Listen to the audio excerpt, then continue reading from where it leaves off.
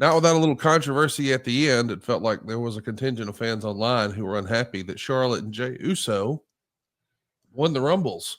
I was kind of shocked, that What was their problem? I don't know. I think everybody assumed when Charlotte came back, she'd be right in the title picture. No surprise there. Charlotte near the top of the main event of Royal Rumble doesn't.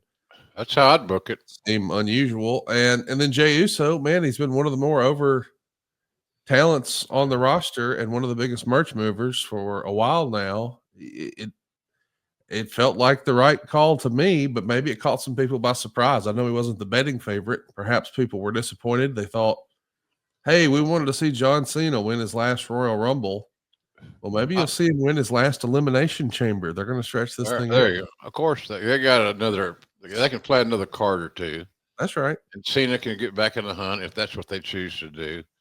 I myself, and I love John. I signed John to that All-Star cast back in the day, and I have great respect for him. He's carved out an amazing career outside of WWE with his commercials. God, I hear his commercials, his voiceovers. What car company does he voice over? I can't remember. I'm not sure. Dodge, maybe.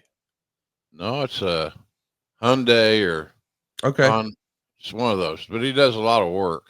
You hear him a lot, and so he's carved out another career for himself outside WWE, which is very admirable. Honda. There you go, Honda. It's what everybody can do if they want to work hard. In other words, a lot of guys can have those opportunities if they pursue them. And John was dogmatic in the fact that he pursued them and has scored some really big clients. And plus his movie work. One of the things that makes John so successful is that he is extremely easy to work with. And I think that powers that be and these different production companies see that. You ain't got to worry about John being on time. You ain't got to worry about John being prepared and ready to roll. So I can see the reasoning, him winning his last with all the sentimental stuff. I think we live in such a less sentimental society nowadays that most people don't give a shit.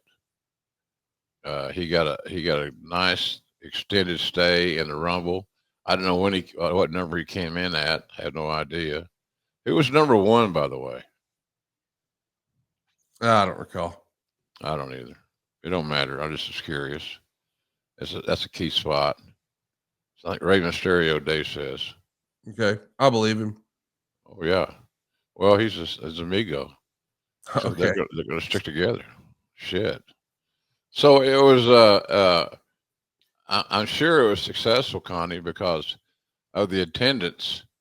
That was in Indianapolis, right?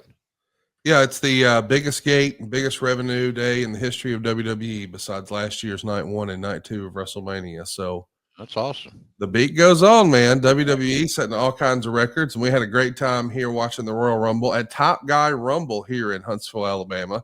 It was an exclusive get-together for all of our top guys and gals over at AdFreeShows.com. We got to go see the double taping of both Collision and Dynamite here in Huntsville on Wednesday. How was that? It was fantastic. And then we had a private comedy show with Corey Ryan Forrester, Cassio Kidd, and Shuli Agar on Thursday. But on Friday, all of our fans and supporters and ad-free show members got to step in the ring with Jerry Lynn and learn how to run the ropes and lock up and actually be part of in-ring. And then we actually booked our own show. It was called Top Guy Tussle. We had meet and greets. We had independent talent there. We had the main event, of course, the Royal Rumble get-together, where somebody had a chance to win WrestleMania tickets. We've got a video to recap here. Let's take a look. Coach Keith Morrison, Philadelphia, Pennsylvania. It's my second Top Guy Rumble. It eclipses everything. It's all about family. It's all about friendship. It's all about wrestling. And if you're all about that, you should subscribe to be a top guy. I'm telling you, it's worth it. I guarantee you will have fun. We are here at the Top Guy Tussle, the Top Guy Rumble here in Huntsville. And wow, being a part of this amazing community for the past 5 years, it is all about just making friends, bringing friends, that whole community of people. If you are a wrestling fan, you love the nostalgia, you love the current be a part of this group. What an amazing weekend we've had. We've got to be in the ring with some of the top unsigned wrestlers in the country for the Top Guy Tussle, as also see our legends, our heroes, do seminars and just amazing share stories with us. So guys, be a top guy today, and I'll catch you on AdFreeShows.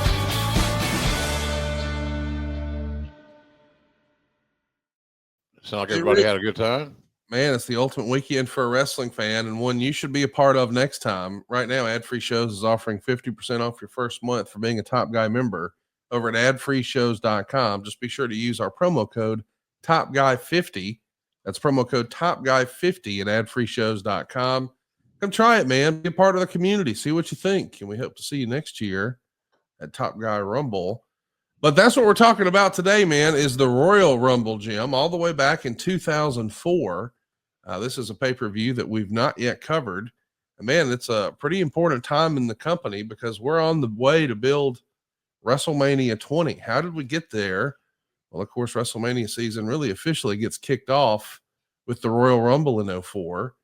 I want to ask you, Jim, as best you recall, did you guys know before the turn of the year, hey, next year at WrestleMania, we're going to have a changing of the guard. There's going to be a paradigm shift.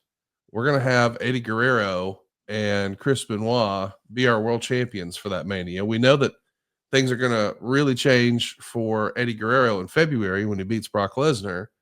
But do you think that we had any of that in mind before the start of the year, whether it's Eddie Guerrero beating Brock Lesnar and being in the main event at WrestleMania, or it's Chris Benoit being the man? Did you know that at the turn of the year? Well, there was casual discussions about it, but nothing confirmed. That was a decision Vince made late in the day, so to speak. But I agreed with it. I thought it was the right thing to do. It was like you said, a changing of the guard, and I thought it was timely and deserved. Talents deserved it. You know, Eddie and Benoit certainly paid their dues, and I know we don't talk a lot about Benoit nowadays because of how his life ended, and his actions in his last days were not good, obviously, to say the least. So, but I thought it was time, and I thought it made sense. And I signed both those guys, so I had great belief in Guerrero and Benoit, even though neither one were 6 feet tall. It's somebody that's just starting our show for the first time today. You might not understand. Height is a big deal in WWF or WWE. It's a big deal. But I thought they shouldn't be judged by how tall they were, but by how well they worked in the ring. And they were both amazing performers. And it's just amazing to me to think that they're neither one are no longer with us. And they were young guys when they passed away. So I thought it was timely, but I was a little surprised that Vince pulled the trigger on it that way.